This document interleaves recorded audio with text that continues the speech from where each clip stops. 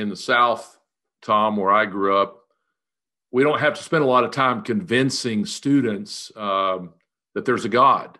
We don't have to even convince them that the Bible is an important book and has authority and even is from God. You know, I started a new group of fraternity guys yesterday morning, and no, I don't have to start trying to convince them there's a God or that the Bible is valuable. It's just kind of an assumption, but that's not true necessarily at a lot of campuses along the West Coast, the East Coast, the higher academic. What was the beginning point at Harvard there? What were the basic assumptions of the students there that you kind of, I have to believe you didn't start from the same position that I do with, these fraternity guys in Arkansas.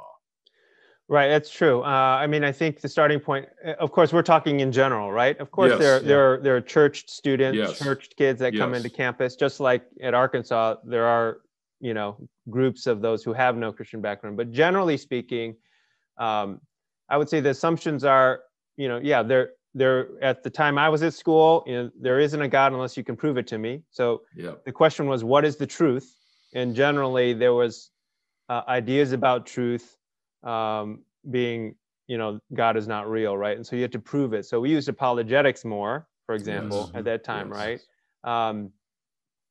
Move sort of 10 to 15 years after I graduated, the questions that people were asking is, what is real, right? What is real? Like, what is authentic? What is, and we had to answer those questions because the assumption was, I'm only going to engage with things that I think are real or authentic. Is God real, right?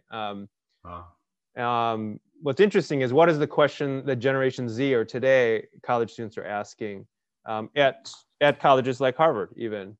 And as we look at that, we think one of the questions they're asking is, what is beautiful on campus? So we're not going to assume the gospel is good news. We're not going to assume that Christianity is beautiful, because some of what we see seems not that beautiful, And so, so I think each generation asks a slightly different question, even at an institution like Harvard. But I think those are some of the ways that I see students coming in.